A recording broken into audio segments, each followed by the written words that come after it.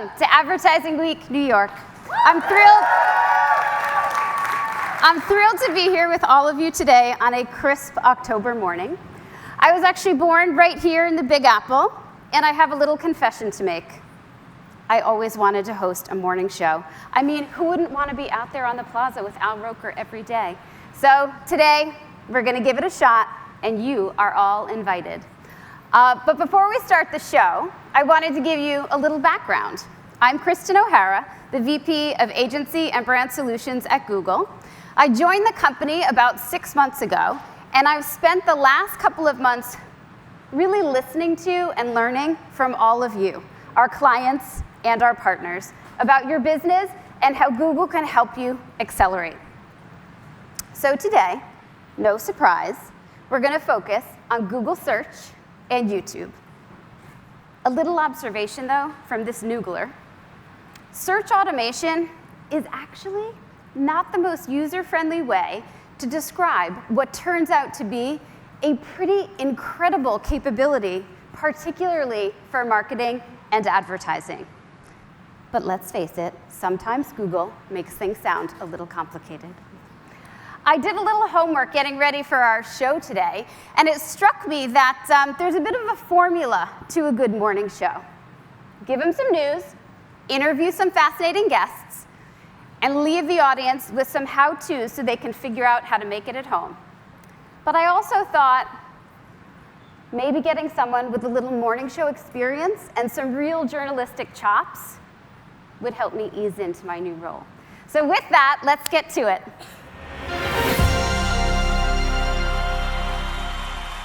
Welcome, everyone. We're live from New York, and this is the Google Morning Show. I'm Kristen O'Hara. And I'm Katie Couric. Kristen, by the way, hi, everyone. Thank you so much for having me. I'm not used to getting up this early anymore, and I'm not used to this much spackle on my face, but I'm really happy to be here. And I want to give you some tips on being a good morning show host. Don't party too much on school nights. Stay away from poppy seed bagels because the seeds get in your teeth. Not a good look. And always have a cute morning show branded mug. Well, thank you for my gift. You're welcome.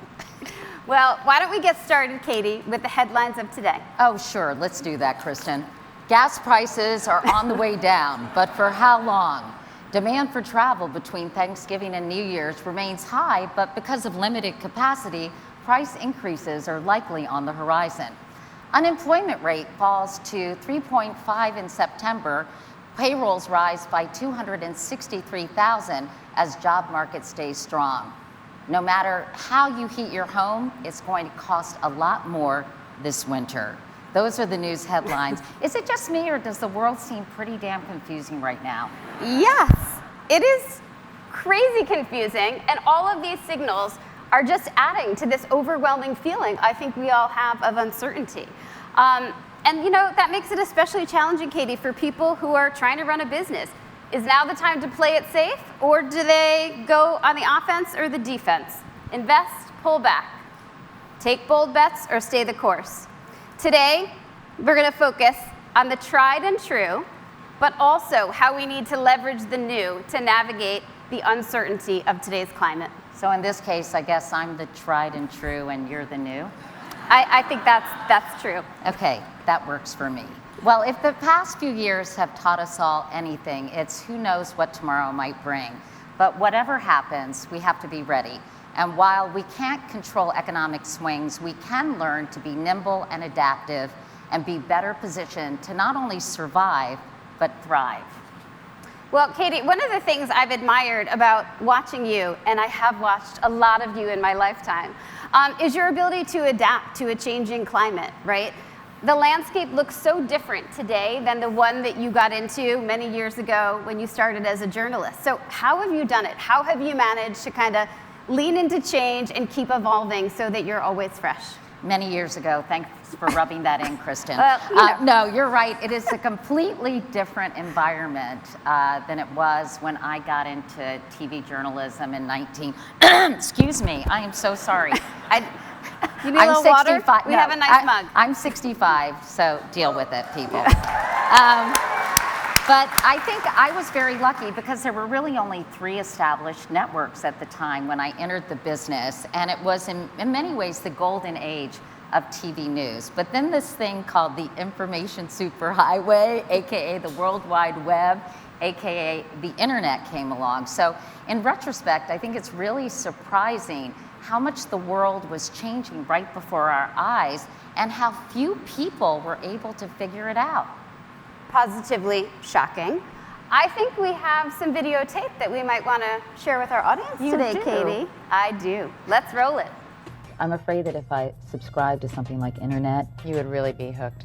I would get hooked and I would never, spend time with my family. Well, as I mentioned, I have no desire to be a part of the internet because I feel like I'm so inundated with information all the time that I don't want more.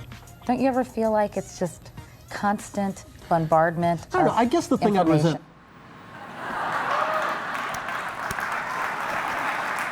I was actually a little bit of a savant, actually, when you think about it. Now, I may not have been an early adapter at the time, Kristen, but I got on the train a lot earlier than many of my broadcast brethren.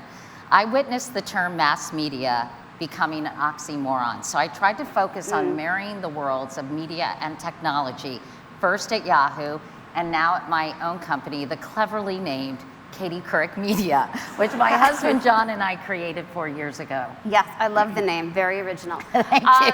So now, as a thoroughly modern media company, how do you distribute all this content you're creating? Well, that's what we try to be. We partner with purpose-driven brands to create content we all care about, like environmental sustainability, gender equality, reproductive rights, things that I care about. And together with our newsletter, podcast, digital series, and documentaries, we're able to be a trusted news source that hopefully helps the world, people understand the world a little bit better. And it's a very different model than the traditional TV news background I came from in appointment viewing. But Right. I want to meet audiences and consumers where they are online and on demand and continue doing what I love. Amazing. Katie, what I love most is that you have always leaned in to experimentation, right? You are a brand who has tried new things, and experimentation is a huge theme of our show today, particularly in this moment of uncertainty. That's right. And right after this, we're going to talk more about that. Someone who has a GPS of sorts to help us navigate the future. But first, this is the Google Morning Show, live from AWNY.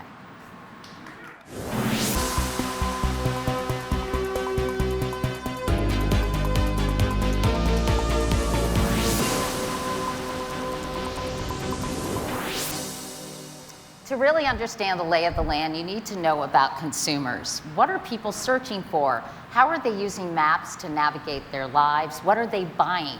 Now, no one is better positioned to help us understand the latest consumer insights and what that means for brands than our first guest, Google's GM of Ads and Search, Vidya Srinivasan. Vidya, good morning and welcome. Good morning, Katie, and always energizing to be in New York City. I love the applause. I never got that on the Today Show. So let's talk about your job. You have an extremely important job, Vidya, and you run the teams that are developing some of the most powerful ad products on Google. So tell us about your job and about the teams you oversee. Happy to. So I lead product and engineering for ads on Google Search, Shopping, and Maps. So as you know, ads really helps power the free and open internet. And it's really my team's responsibility to make sure that these ads really work for users, for advertisers, as well as publishers. So obviously, I think everybody watching at home is very curious about the trends you're seeing in consumer behavior and how people are actually spending their money these days. Yeah, I think one of the fascinating aspects of working on search is search really reflects the zeitgeist. So just a few data points.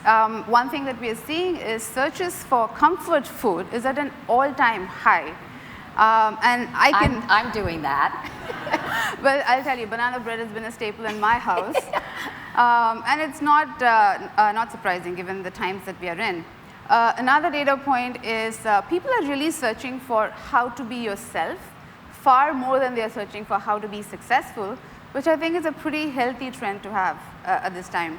Another data point, people are searching for how to learn new things. Now, this query is really having its 10-year high. So if I were to summarize a consumer trend for you, it would be that people are staying home, happy with their comfort food, being very comfortable in their own skin, but happy to also be out of their comfort zone and learn new stuff. That's actually really positive and kind of an antidote to some of the bad news that is all around us these days. And I think it's also really valuable intel for marketers as well, Vidya. And in many ways, you know, this purpose-driven brands is what Katie Couric Media is all about, shameless plug. And so tell us about some of the other trends you're seeing. Sure, I would say, like, sort of to summarize the consumer mindset, I would say it's one of uncertainty. Again, there are just so many mixed signals that we are getting, and the future does look a bit ambiguous. But two trends that are emerging is consumers are getting a lot more conscious about what they consume, as well as very thoughtful. And what I mean by that is there are still people who are spending a lot on entertainment, travel, etc., but they're looking for deals, and they're looking to stay within a budget. Similarly, queries for the avoidance of single-use plastics or queries around the pricing for solar panels is really shot up. And all of this just goes to show just how thoughtful people are getting at this time. There's also, you know, it's so impossible these days to predict what people are doing. So how can marketers and brands kind of stay ahead of the curve, if you will? Yeah, so there are, it is a reality that things get very in the moment. So for example, we often see that people start shopping for a backpack on Monday, and they end up having something like a hiking boot on Thursdays. So the way the shopping experiences have evolved, it's just so inspirational that it's unpredictable where things go. So the way marketers have really been able to stay ahead is to fully embrace AI-driven solutions and automation, because there's no better way to get it just right at the right moment. So not only are people searching for new things, they're also searching in new ways. So how has search evolved? Yeah, so search, now it's been around for about 20 years. It started off with this really humble text box, and you get a bunch of links as results. But if you see the search of today, it's just so much more than that. You can search using images, you can search using video, audio, speech. You can even hum and have search pull up a song for you. So it's come a long way. So in other words, you're kind of encouraging people to use all their senses to work with search the way they actually think and do things in real life, right? That is exactly right, because we really want search to be more helpful for more people in ways that are much more natural to them. And we really think using speech, sight, and sound, which we use in our real world, is the way to go. So is there anything new for search? Any news I can break today? I don't know about breaking news, but I would say there's so many things to be excited about. For me personally, I can say as a consumer, it's very interesting because I use search so much day to day. But as an engineer, as a technologist, it's great to work on these super hard problems that are on the cutting edge. A few things I might call out. We're really leaning into the power of AI. And that is really the foundation for a lot of the features that we are building. One of the recent features is called multi-search, where you can actually use a combination of an image as well as text in the context of a single query. And this is a very powerful feature and also very fun. Let me give you an example. So I have twin daughters who are 6 years old, and they often use this feature to point at an object, even something like a chair, and then find a version of that is rainbow colored and sparkly all over. And search actually pulls it up for them. Of course, they're 6-year-old girls, right? That's right. And I'm sort of a visual learner, and I think the best way is to demonstrate how multi-search works for me and for the folks at home. Sure. So recently, I was actually scanning your Instagram feed, and I saw you with your gorgeous daughter wearing this really cute orange dress with a pattern on it. I hope we can bring that up. So what I did was just took a picture of that and pulled up all the dresses that look like yours. But then I wanted that in blue. So I ended up typing in blue, And out came all the dresses that were very similar to yours, but in the color that I wanted. And I can tell you as a consumer, when you try this in the beginning, it's just magical the way it works. That is really cool and slightly creepy, Vidya. I'm just kidding. So I'm wondering, I think a lot of people want to know, like, how can they capitalize on all these consumer-facing innovations? Yeah, I would say sort of two things. I think on one hand, you see that the results that we produce are just so much more immersive and inspirational and image forward and very visual. So I think working on really high quality creatives is super important. That's one. And the other one is just around this unpredictability. The only way to go forward from that is by really leaning in on AI-powered solutions, because you just cannot keep up and sustain with manual stuff. And I'll say this other thing, automation is really a business multiplier. So beyond giving better performance, what automation allows you to do is have the most precious resource in your business, which is your people, really focus on strategic things and high-value tasks, and really push down all the rest for the system to handle. So those would be my two takeaways. All right. Well, Vidya Srinivasan, thank you so much for your insights. Really helpful to me, and I'm sure everyone in the audience. Let's take the show on the road, shall we? Thank you, Vidya.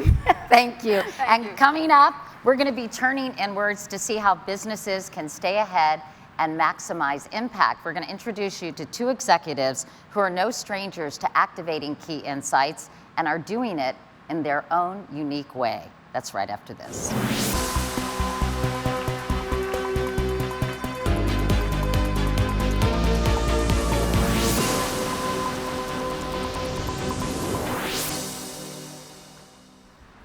Welcome back. How funny is this? You know, traditionally CFOs and CMOs are sometimes butting heads. The former more focused on the bottom line, the latter more interested in coming up with the cash to do the job. But that is not the case for the two women you're about to meet. The CMO of Wyndham Hotels and Resorts, Lisa Cecchio, and the CFO, Michelle Allen, who are redefining the CFO and CMO relationship. Welcome. Nice to have you both. Good to see you. You can clap.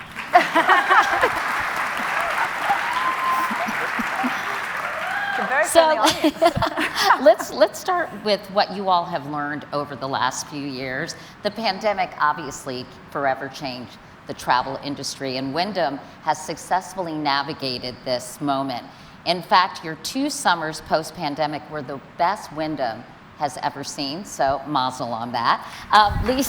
Lisa, how has navigating that period of time changed the way you're approaching business today? I mean, COVID changed everything for all of us, but the one thing it didn't change in travel is how much we all love it and how much it's a part of our lives. But what we found during COVID was our guests were changing, their preferences were changing. And we went through so many different parts of the last handful of years. Our hotels opened or closed. Is it safe to travel in certain spots? If I do travel, are amenities open? And what we found is that guests were looking for brands they really knew and they trusted. But we needed to rise and meet their guest expectations. And so when it came to our campaigns, we needed to be as nimble as our guests were. And so we needed campaigns, we needed tools, and we needed teams to meet those guests. And that's really where our relationship came in, because we needed the trust and confidence in each other to be able to make those decisions quickly. And in fact, as I mentioned, you all have a very unique CFO-CMO relationship, and that sometimes that can be an antagonistic relationship, but for the two of you, it's not. Can you describe your dynamic, Michelle, how you've developed this relationship and how you've managed to work so well together?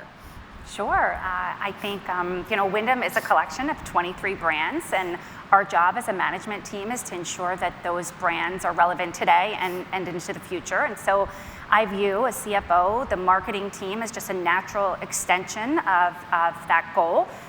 You all are the creatives, you have the big ideas, and then the relationship that the CMO and the CFO have really just kind of nurture those ideas, and then we're helping to shape the strategy to make sure that we're focused on the ones that are really being impactful and not necessarily getting lost in the fun or sexy ideas that aren't driving the bottom line. Not that there's anything wrong with big and fun and sexy ideas, but From her perspective, from yes. my perspective, but I think the key is that it can't just be a big idea. It can't just drive a headline. It can't just win us all awards. At the end of the day, the love language of the CFO and therefore the CEO is results. And I think being able to prove that our campaigns and our ideas can drive business results is really how we really work together and how we move the business forward.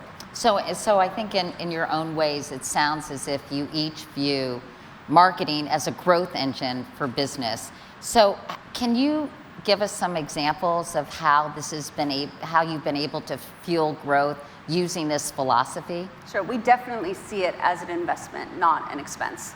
Yeah, and part of that investment really is, again, to make sure that we're driving the bottom line. I think when we think about the bottom line, really, for our business, that's putting guests into our hotels. And I think the finest example of that is the customer data platform we recently implemented, and that was a true partnership between finance and marketing, where our teams worked side by side to leverage our first-party data, and then and we created this 360-degree view of the customer. I hope that resonates with all of you out there. And then we were actually able to amplify the power of the platform and accelerate marketing efforts by bringing in external data sets, and we're seeing benefits today in our business. We're seeing it show up in our pricing metrics, we're seeing it show up in our market share, and there are benefits that we're expecting to reap throughout many years to come.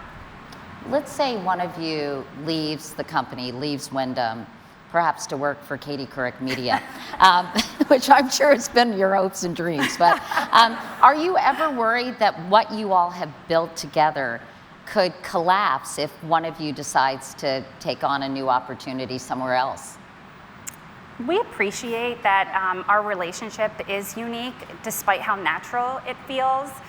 And I think what we've really done is create a culture of collaboration, and that really revolves around three things: people, process, and tools. And so, for example, we meet on a monthly basis. We all get together and we review media spend, and then we talk about ideas that are working or maybe not working and how we need to pivot and course correct in real time. And we even have a few finance folks that are embedded in the marketing team. We do. Actually, into that media review, just last week, we were having one, and we're having a very healthy debate on the benefits of TikTok. Yes. And how much we should be in or out. Michelle's a big TikTok fan. I am, yes. She has a 12-year-old daughter who is also, yeah. I'm not ashamed to admit it. But the finance collaboration, I have finance folks embedded in my organization because it does help us to always keep the business top of mind. What are the key drivers of our business? How do we accelerate what we're doing? How do we get more comfortable? How do we build trust between our teams? And having those folks in our team just make it all the more easier. Which is really cool, because that's such a bridge between these two different, potentially siloed operations. Is that unusual to have like a finance person in marketing? And do you ever feel like, oh, he's a mole or she's a mole or she's gonna rat us out? No, I make them wear their marketing hats when they're downstairs with us. But it is pretty unusual, isn't it? It is. Well, I'm curious if you have any advice for everybody watching, if they want to kind of build a similar relationship between these two departments, if you will, or two separate organizations, and they want to forge this connection between a CFO and a CMO. What would you advise them to do? I think, we love road trips at Wyndham, and I think about it really like a road trip. I mean, if we were driving from New York to California, we wouldn't come back to New York every morning. We would pick up where we were and continue on, and that's really how we view our relationship. I think by having the trust and confidence in each other and really having that flow through our teams and having the teams working together the way they are, every conversation picks up where we left off. We don't have to keep coming back to the beginning again. I think that's really smart advice, and I would also say, add to that, get your CFO involved as early and often as possible when they feel part of the solution. I think your journey is a lot easier. And then to any finance folk that are out there, I think learn the business, take the time to really understand how marketing is driving the business forward, and then be proactive about adding value outside beyond just your fiduciary. Well, Michelle and Lisa, it's been really fun getting to know you both. Thank you so much for being here, and continued success at Wyndham. Thank you, Katie. Thank you.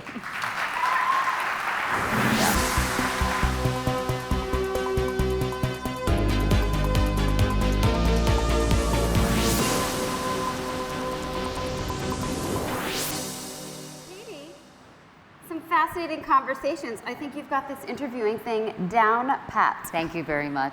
Thank you very much, Kristen. This has been so fun, by the way, and kudos to your team for putting together this morning show. I know from experience it isn't easy, so I've really enjoyed being a part of it. Thank you. Well, we were thrilled to have the OG of morning shows here with us today, so thank you.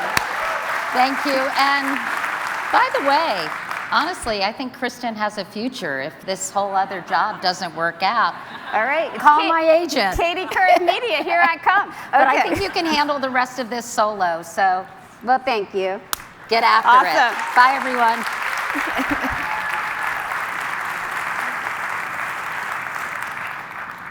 So, if you haven't picked it up by now, the theme of this morning is that in times of uncertainty, the best way to accelerate is a combination of the tried and the new. That means do what you're doing, just do it smarter. The natural posture in times like these is to be defensive and play it safe. But smart brands know now is not the time to pull back, but instead double down and accelerate through experimentation.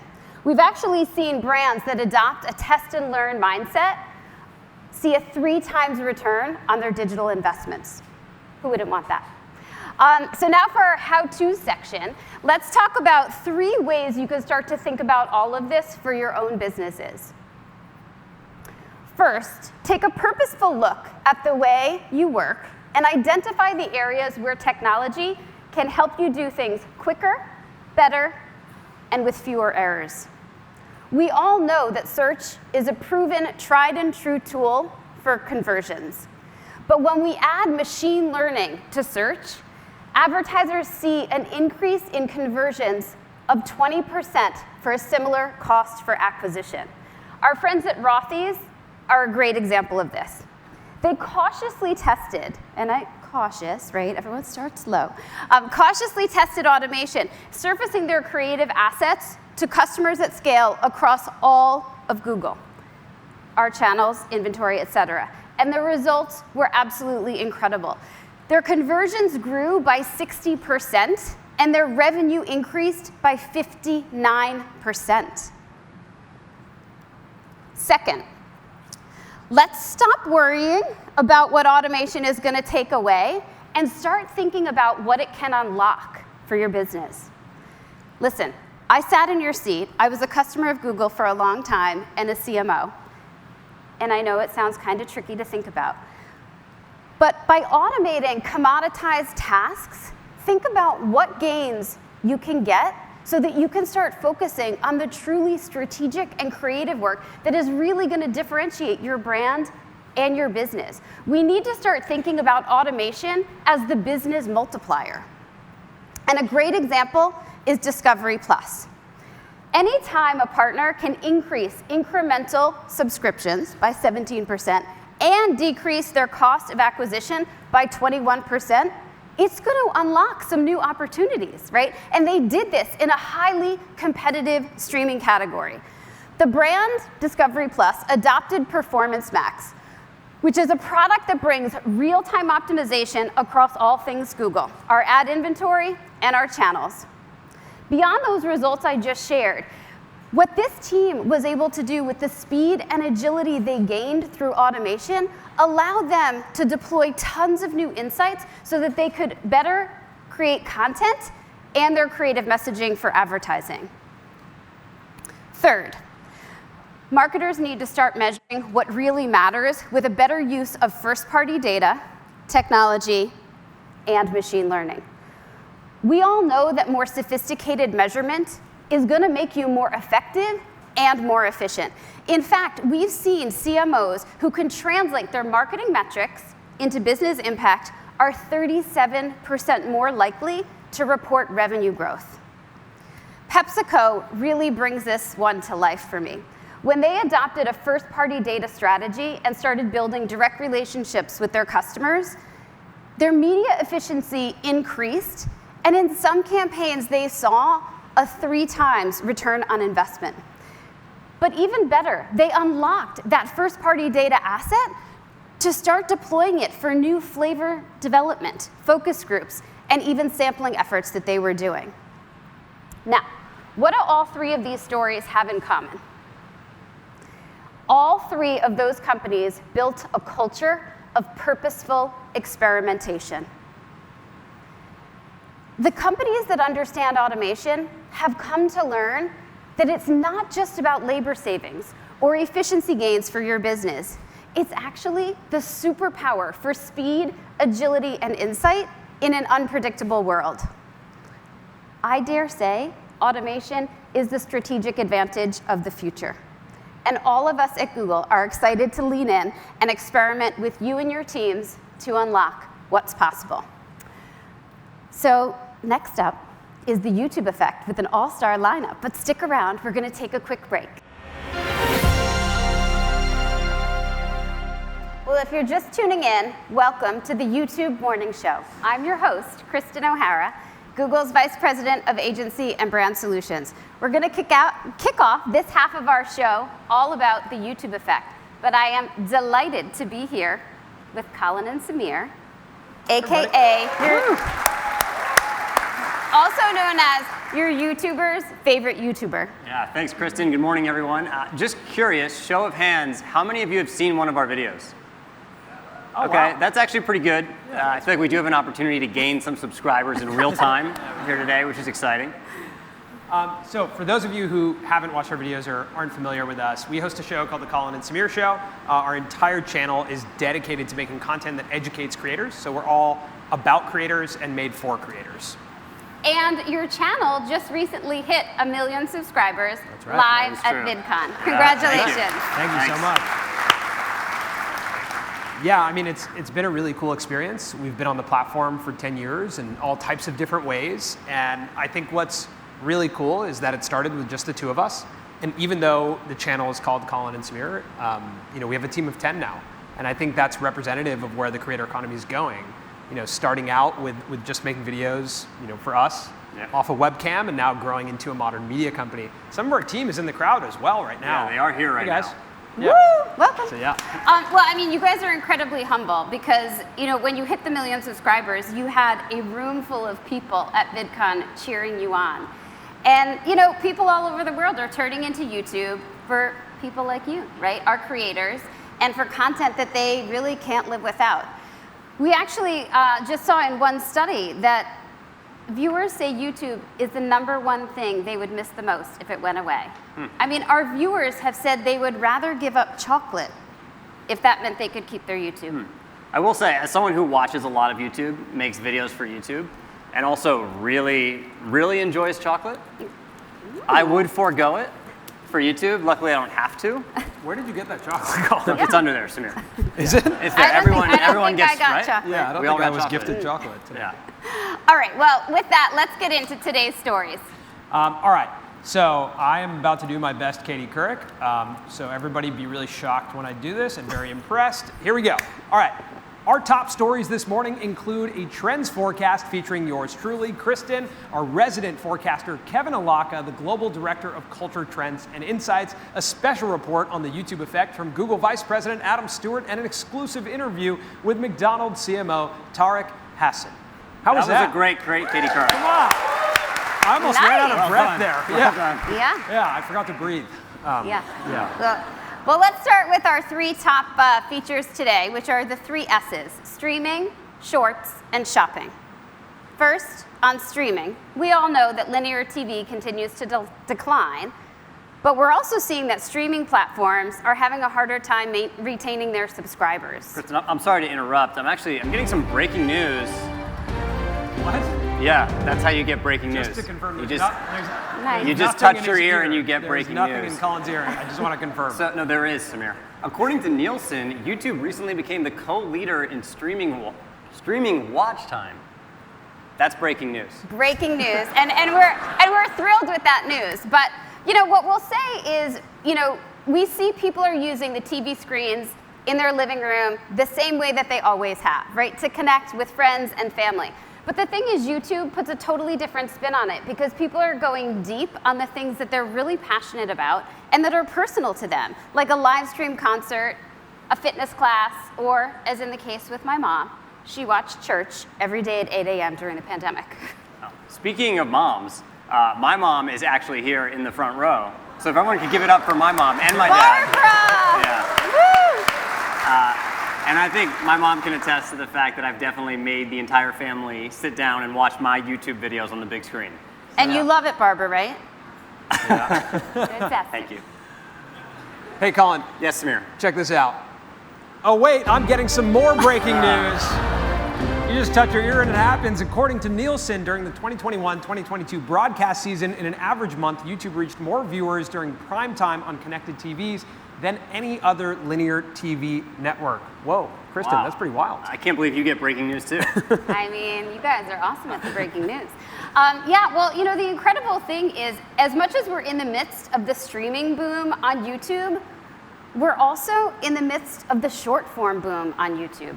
Yeah, Samir and I saw that on YouTube Shorts, there's 1.5 billion monthly logged in users, and it's racking up 30 billion views per day. Can you tell us a little bit about that watch time? Well, I feel like that was a bit of a self-serving question because we know the answer to it, which is thanks to all of you guys, our creators, who have really embraced vertical short-form video as a new way to connect with their audiences day in and day out. And you guys were some of the earliest creators that were on the platform. That is true. Yeah, I mean, when Shorts first became available, it was really liberating for us, and we jumped on it immediately because we were able to just have an idea, shoot it, and connect with our audience immediately. And now we can do that on a more frequent basis, which is really great. Yeah, if you look at two of the most watched videos on our channel, one of them is 25 seconds long, it has 21 million views. The other is a 2-hour-long interview, it has 13 million views. And all of that can live in the same place, which is amazing. Should we take a look at one of your shorts? Yeah, let's do it. Let's do it.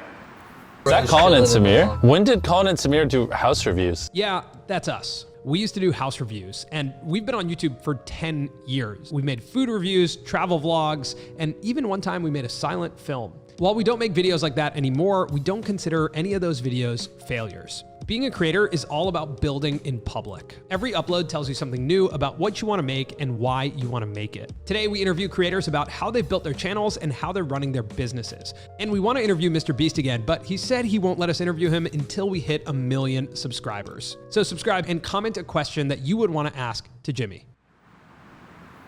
How many people subscribed after that just now? Nobody? Okay. All right, we'll try again later in the show.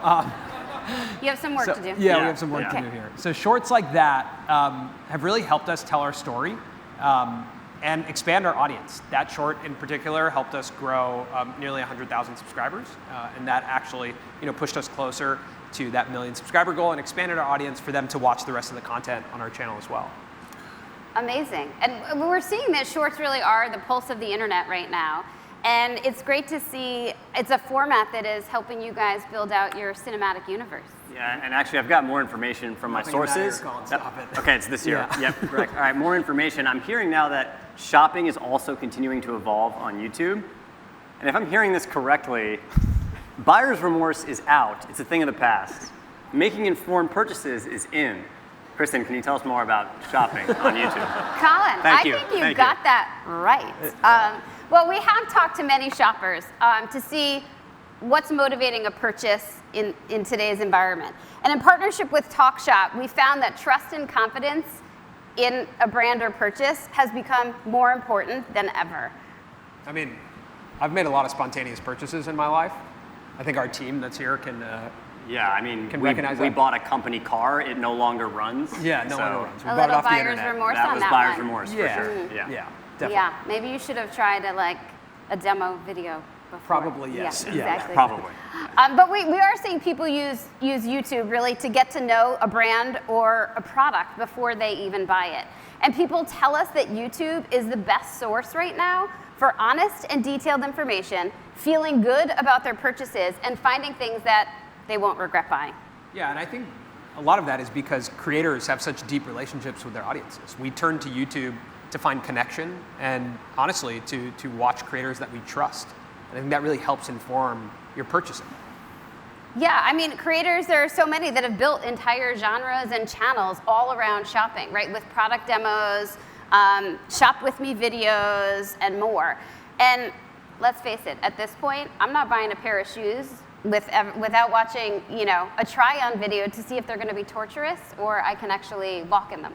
Mm-hmm. Yeah, I mean, honestly, that is how our channel started, with reviewing all types of things, whether it was like food or homes. Like that's where we got our start. Yeah, and we still actually do reviews as a part of our Ranking Creator Merch series. I think we're going to take a look at one of these right now, but we made a review about a creator named Binging with Babish and his cookware line. And that short actually got 4.1 million views. And when we spoke to Babish afterwards, he told us that he actually saw sales go up on that particular knife after we posted our short.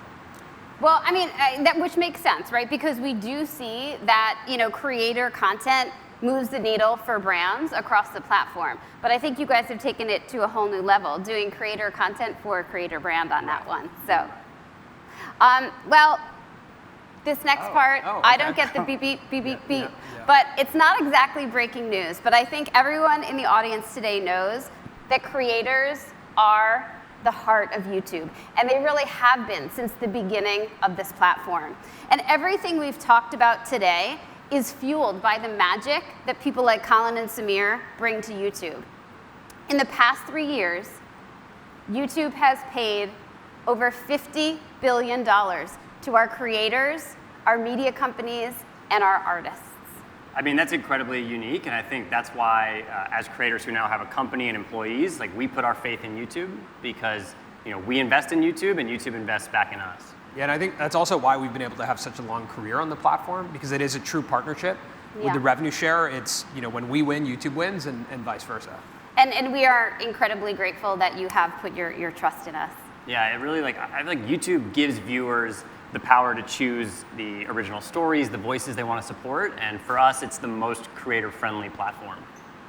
Well, that is awesome to hear. And because of that, really, it's no surprise that when people can really watch anything in the world is choosing to watch YouTube. Up next, we have a special report on how YouTube continues to thrive at the heart. Is there a special report graphic? Amazing. Wow. All right, so about how YouTube continues to thrive at the heart of the creator economy, we have our friend Kyle reporting live-ish from Los Angeles at the Made on YouTube event for creators, where YouTube unveiled some big news about the future of the platform. All right, take it away, Kyle.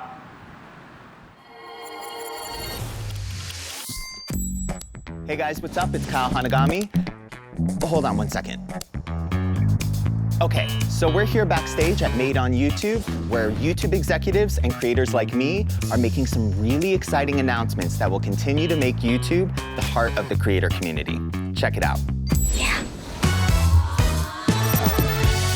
Before the entertainment industry believed in me, YouTube believed in me. It's changed lives and transformed culture. YouTube is taking a different approach. They're helping supporting creativity no matter what form it takes. And this is a huge deal for creators like me. And I'm very excited. From the share of money allocated to creators will keep 45%. For us, having the revenue share makes it feel like a true partnership. Today, we're announcing Creator Music, a new destination for creators to find the songs they want to use in their videos without giving up the revenue that fuels their business. This announcement is gonna shake the world. Having the freedom to do the best version of any video. Everybody wins at the end of the day. We can't wait to see what gets made on YouTube over the next 15 years. Beautiful. All right, so thanks to Kyle for that. Now to close out our special report, let's turn to what YouTube's new investments mean for brands. Here to share more, please welcome Google Vice President of Sales, Adam Stewart. Woo! Woo! Thank you, guys. Thank you. You know, it is truly inspiring to see innovation and creativity thrive on YouTube. I'm proud to share that we now offer even more ways for more than 2 million partners to make money via the YouTube Partner Program. This scaled economy means that creators of all walks can make a living by making content people can't get enough of. Yeah, I mean, for obvious reasons, we're excited about the momentum right now in the creator economy and where it's headed. But for the marketers in the audience and everybody who's watching at home, I'm curious your perspective on, can the creator economy sustain this momentum? Without question, I would say the creator economy is really just getting started. It's now a multi-billion-dollar industry and a cultural force. There are now generations of people who don't know life without YouTube and creator content. And when you think about the model, creators who innovate to stay relevant get paid. The sky is truly the limit.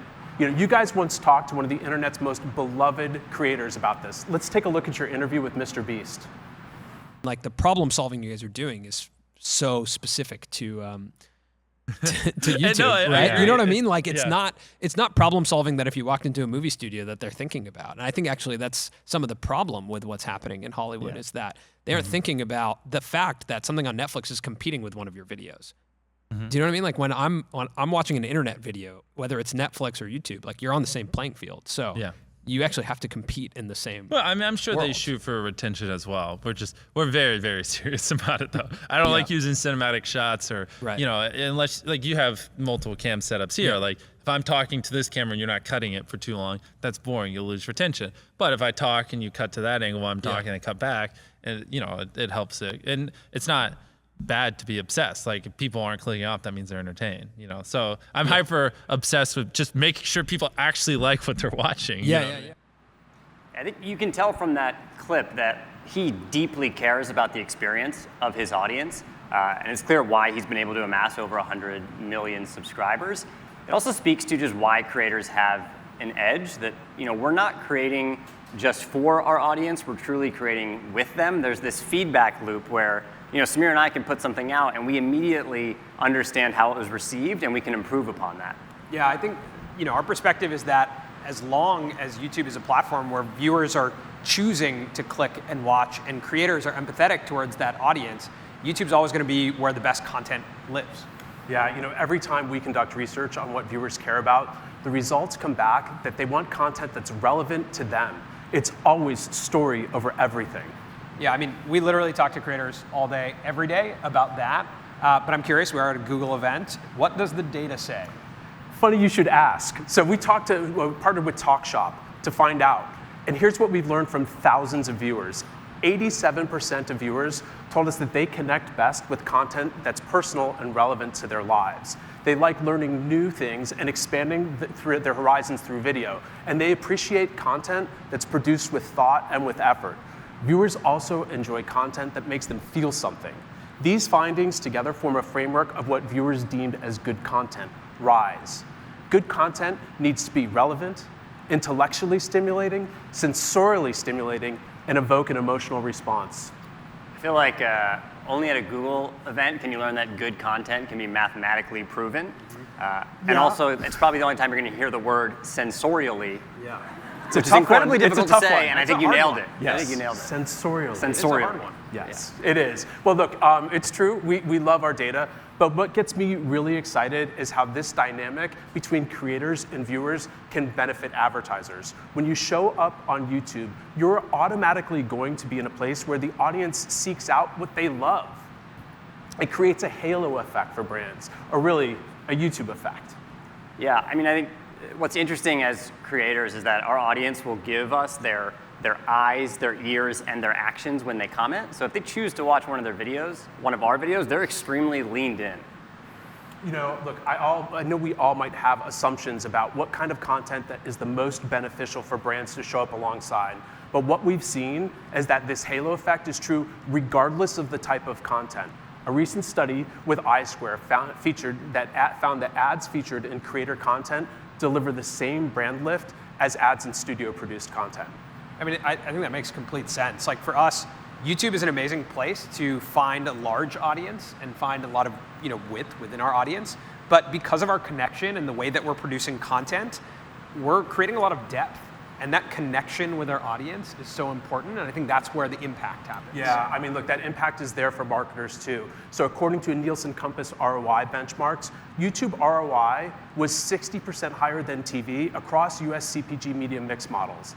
This is what we mean by the YouTube effect. It's real return for your investment by turning that viewer passion into bottom line results for your brand. Yeah, I mean, that completely resonates with us. We focus on YouTube because, I mean, creators, for us, they're frankly like really interesting people. They like you guys. Like us, I guess. Yeah, we're interesting kind of people, right? So they have a relentless curiosity, playfulness, and this openness, and that keeps us, as well as millions of viewers, interested. And I would say that my challenge to everyone who's sitting here is to try and say the same thing about your brand. You know, and right now we're going to talk about 3 ways that you can make the most of what we're talking about, the YouTube effect. So I would say number 1, you want to create for the platform in scrappy ways. I would say especially in scrappy ways. That's how we started. That's how most creators start. We were full of so many different ideas and sort of visions for what we wanted to be. But, you know, after years of experimenting, putting out video essays, documentaries, as you saw earlier, silent film, we were able to finally land on a format that we loved, that we felt like we could do for a long period of time, which was the video podcast. And I think that's the beauty of, you know, YouTube. And I think our willingness to experiment has helped us get to that, you know, 1 million subscriber mark. And as you saw, we still play around with different formats like shorts, and we're always leaning into our audience's feedback. Yeah, and apply that same thinking to your ads, and your brand can keep things interesting for your audience as well. That includes experimenting with vertical video ads and shorts. Yeah, I mean, we've made a ton of short form content this past year, and I can definitely say that what goes for us as creators goes for brands as well. If you want to make engaging ads on YouTube, you have to ask yourself some basic storytelling questions. Do you have a hook? Is there a reason for a viewer to watch all the way till the end? And does your brand mission come up early in the video? Yeah, and for sure. And look, what I would add is this helping people think or feel something. And importantly, do they know what to do next? I know what to do next. Is it the dance choreography we stayed up all night practicing? Let's do that. I mean, we already did it. I don't know if anyone saw it, but we already did it. Very few people saw it. All right, no, it's just time to share the next takeaway because we've only done 1. We told them we have 3. All right, here we go. All right, so number 2, spend time getting to know creators and trends. It's really important. Yeah, and that basically boils down to just watching more YouTube. I mean, it's important to be a student of the platform. Yeah, look, the cool thing about creators is that they have so many distinct styles, and they are full of inspiration. Creator content is also where trends originate, both on shorts and in long-form video. So if you want your ad dollars to work in a lot of different places, look for what's resonating with audiences on the platforms where they're spending the most time. Yeah, something that we do as well is as we're watching our videos or other people's videos, we try and pay attention to when we start to lose interest, when our eyes wander. And you want to think about, you know, when are you really leaned in? Is it a sound effect? Is it a camera angle change? And really just start to build that knowledge of what works. Yeah, look, that's why it's extra important for brands to truly and deeply understand creator-led trends. It's a more seamless experience for your viewers when your ads match the YouTube environment. Yeah, and I think that also goes for shorts as well. Yeah, look, it might sound really obvious, but vertical ads feel more natural and perform better in vertical environments like shorts. So once you match your ad to the vertical format on shorts, consider how you can also match the vibe, bold visuals, unique editing, popular audio. And then Adam, finally, what's the 3rd way that people can get the most out of the YouTube effect? Yeah, look, number 3 is stay relevant with all audiences by truly showing up where they're spending their time. So this is really true for Gen Z. Today, Gen Z viewers watch an almost even mix of both short form and long form video. So is reaching Gen Z one of your big priorities right now? Just look at how they're spending their time on their favorite brand, YouTube. Seriously, according to a Morning Consult, in the US, YouTube is Gen Z's favorite brand. Like the elusive Gen Z relevance. I feel like that's what everyone wants right now. Yeah, like us, we're Gen Z. Samir, we're definitely Gen Z. We'll leave it at that. We're older millennial at this point. We are Gen Z creators. All right, no, we're not. Well, everyone, this has been a special report on the YouTube effect. Yeah, and so you don't have to take my word for it. Let's go to Kristen and special guest Tariq Hassan. They'll discuss the YouTube effect in action for McDonald's. I'm definitely going to stick around for that one. Yes. All right. Thanks for watching, everybody. Thank you.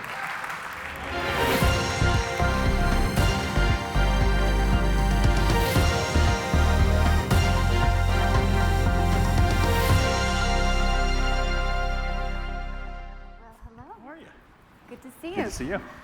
All right, guys, that was great stuff. Thank you. And now we're here to talk about the YouTube effect in effect.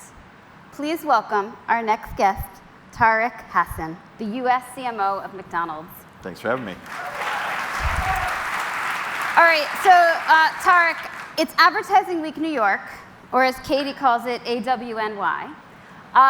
So I started my career in a creative agency. I'm a lover of brands, and I have to say, you are working on one of the most iconic brands in the world.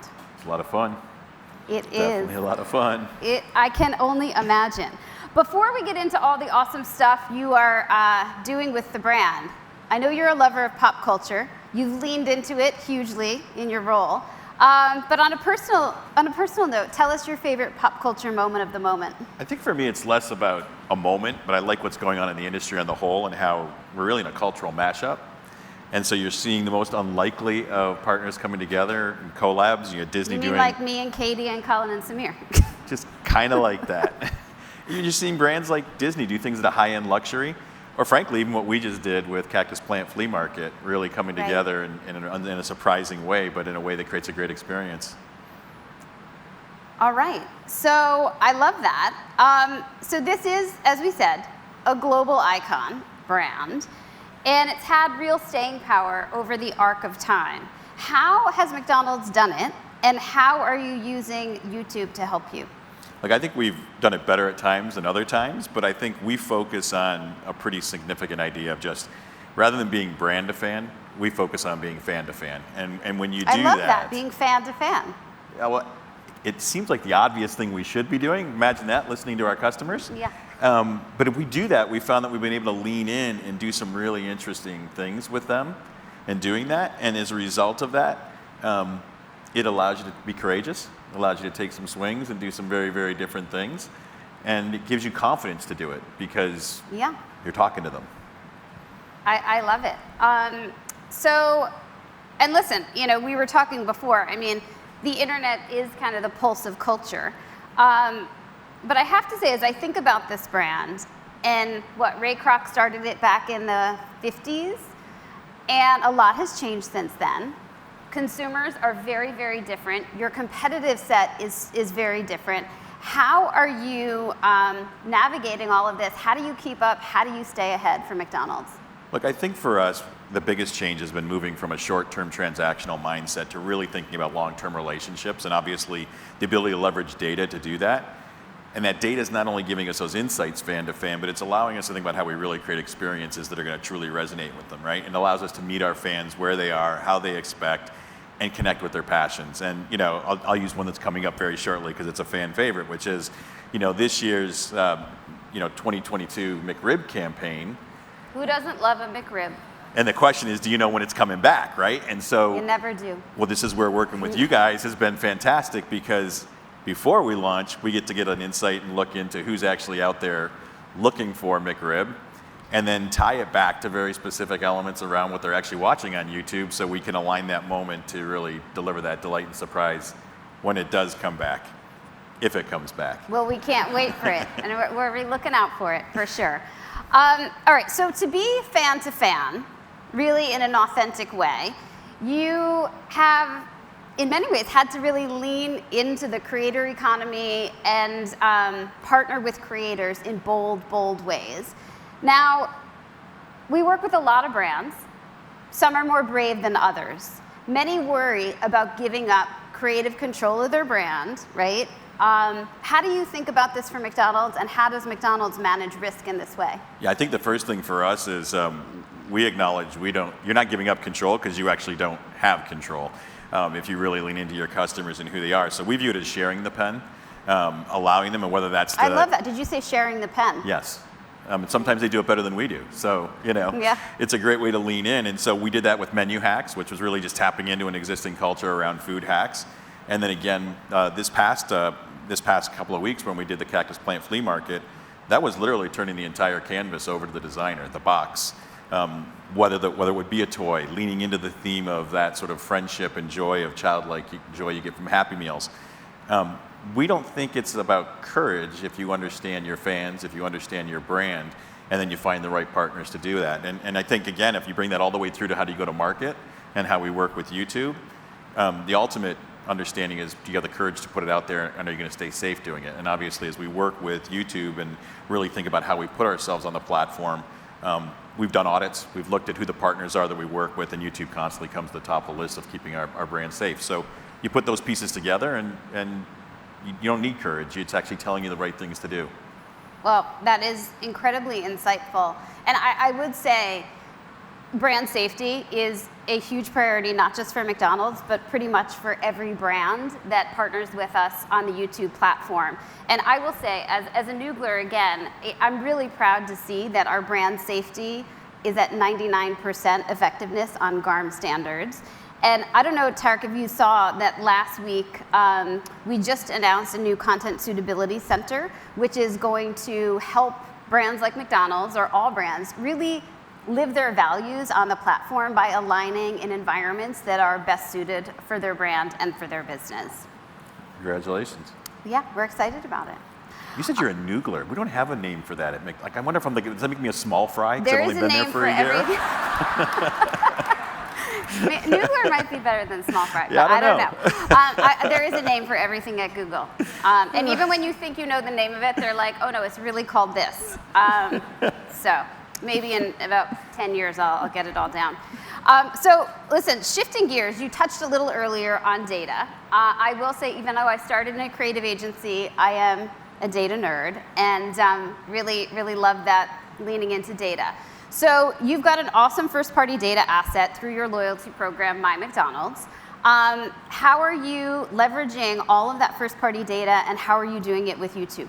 Yeah, I mean, I think obviously that first-party data, the first place is the insights you garner from it, and going back to being fan to fan, that's a great, rich place to actually know that those are meaningful insights and not just interesting facts. And when it comes to YouTube, ultimately what we're able to do is tie our creative strategy and our media strategy together in a whole unique way. So if you think about what we did with our famous order with Sweetie Meal, we took 100% share of voice on her channel, right? But when you think about our ability to work with you guys and combine paid and organic content together to really bring those together and allow ourselves to amplify the brand in a unique way. Another example is, frankly, just the access to the performance data that we can get around a really meaningful sized audience. And so we've done market mix analysis with you all. We were able to look back in time. I think it was roughly 2.5 years where we looked back, and we could see that certain elements like, a 50-second ad or a bumper, how well those were performing, and it just allows us to refine and understand it. But frankly, it also helps us when you go back into the creative process, know that you're developing for those units and actually be more impactful knowing the performance you'll get from them. Yeah, I mean, I love how you're leaning into the scale of the platform, taking advantage of creators, but also really looking at how data and measurement is going to help you optimize within YouTube. Well, given that we're here at Advertising Week New York, Tarek, I know you have had a long and illustrious career across many brands. Currently CMO of one of the greats, but spent time at Merrill Lynch, Petco, among others. Not everyone in our audience today is at the pinnacle that you are, and some of them might be just starting out. What advice do you have for people starting out in this industry today? Well, for the younger ones, I'd probably say you're young enough to get out before it's too late.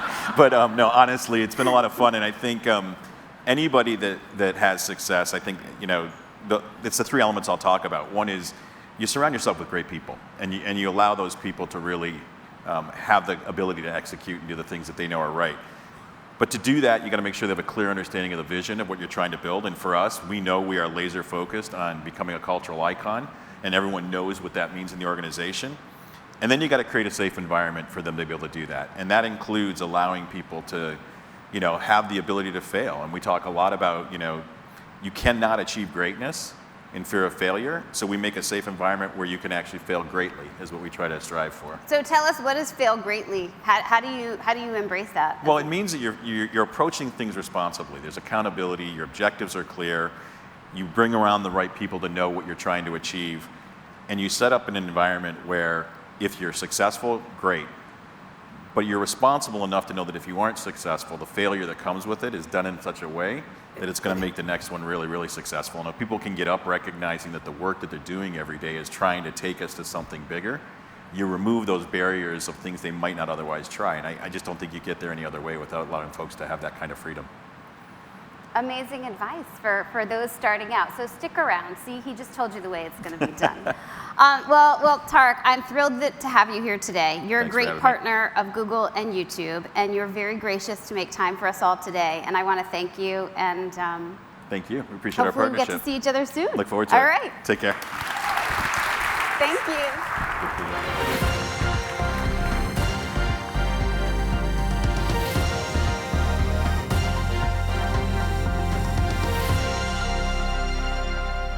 All right, we're back. And I actually wanted to serve everybody McDonald's French fries right now because you've been here for a long time, but I got overruled.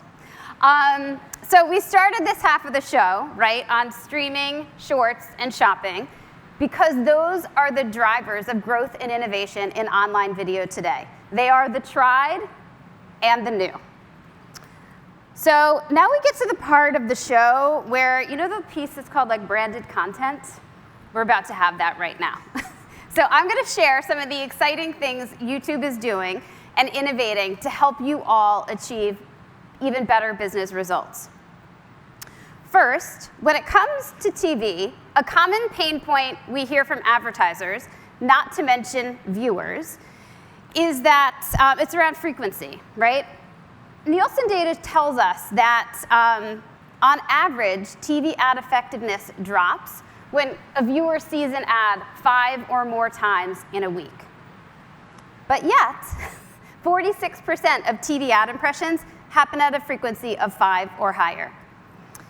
On YouTube, frequency works differently. Our new target frequency campaign allows you to set your optimal frequency goals weekly on YouTube, which means for the first time on any TV or digital platform, a brand can tap in to the largest video consuming audience, drive results with less waste and less overexposure for your audience. Next, on Shorts. We're continuing to test and roll out ads on Shorts. You heard a lot about Shorts today. And we're bringing to market tools to make it easier for all of you to add vertical video into your campaigns. Today, you can add vertical assets into Video Action, App, or Performance Max campaigns, and it's automatically going to scale into YouTube Shorts. Early tests are showing that when advertisers add vertical assets into a Video Action campaign on YouTube, they're delivering 10 to 20% more conversions per dollar. Again, who wouldn't want that? And finally, my favorite, which is shopping. So today, we're going to make it easier than ever for people to shop what they love on YouTube. Advertisers have been able to tap into product feeds across YouTube for quite some time to turn their video assets into basically virtual storefronts. We're now expanding places and ways product feeds can be used in discovery ads and local feeds. Puma was an early tester with YouTube, and they saw a 46% increase in ROAS when they moved from a standard discovery ad into a product feed. It's pretty amazing, 46%. Again, who would not want that?